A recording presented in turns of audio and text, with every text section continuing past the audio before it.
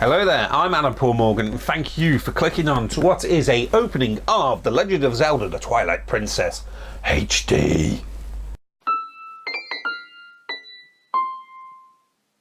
Okay, I've got to be a little bit honest. When it's an opening video, it's sort of freshly opened. But I've got to be honest, I've already played the game. I've opened that part of it, but everything else I haven't even touched yet. So there is the Legend of Zelda, the Twilight Princess HD CD, which I'll have a listen to. But unfortunately, I can't show you anything because I know the Nintendo lawyers will be after me. Even if it's, yeah, you can do it as fair use or anything like that. Just to be on the safe, I'm not going to cover the CD.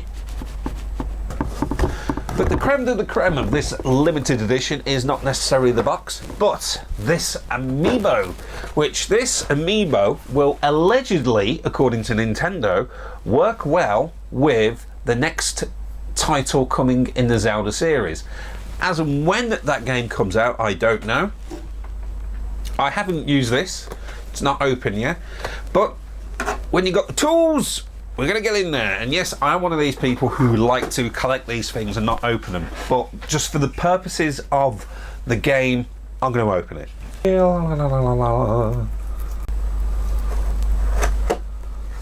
Haha! We're in. The best looking amiibo out of the entire collection. I'm sort of glad I opened it now. Not necessarily for use within the game, but just for personal preference. Not the easiest to get into, but there we go.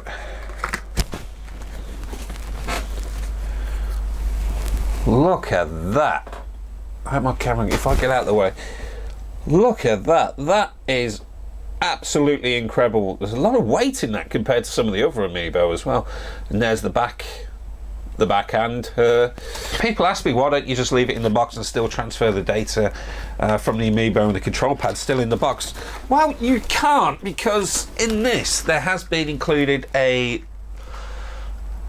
reflective piece of tinfoil, metal or whatever it may be. Not too savvy on the specs there, but that's what prevents the data being transferred from amiibo to controller. So in order to play with them, yes, you do have to open it. If you just look there, it's slightly different to the other amiibo. It's got the symbol for the game there. As for the game itself, the graphics aren't necessarily the best graphics that are out now on any console, because it's competing with PlayStation 4, PC and Xbox One. But for the Wii U, it's absolutely gorgeous.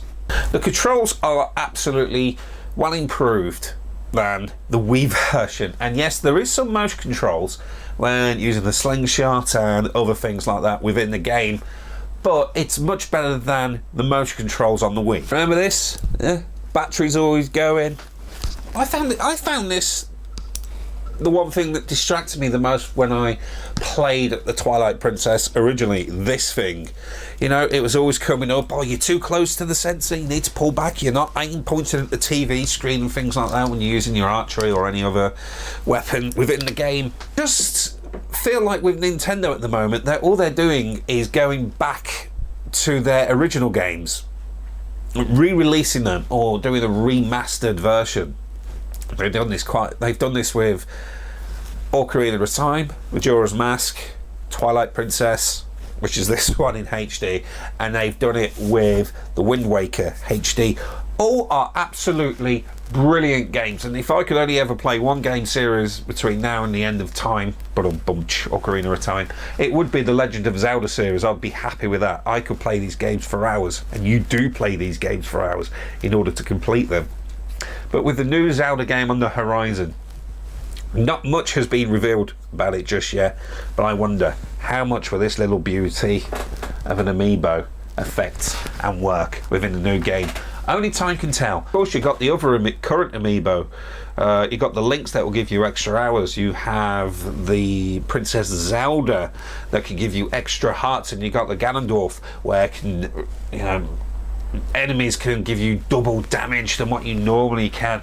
Now, which is great and all that, but why would you want double damage? Unless you want to challenge yourself, which is fair enough in boss battles and whatever.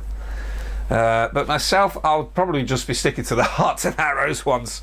But you can only use them within 24 hours of each other, so you've got the complete collection out of the box, use them for the game. If not, I wouldn't necessarily worry about not having them to, you know, respawn your arrows and respawn your life throughout the game, because it's still a very good game. People say it wasn't as good as Wind Waker, but I think it was both as equally as good. Same gameplay styles, but slightly different graphically and storytelling wise.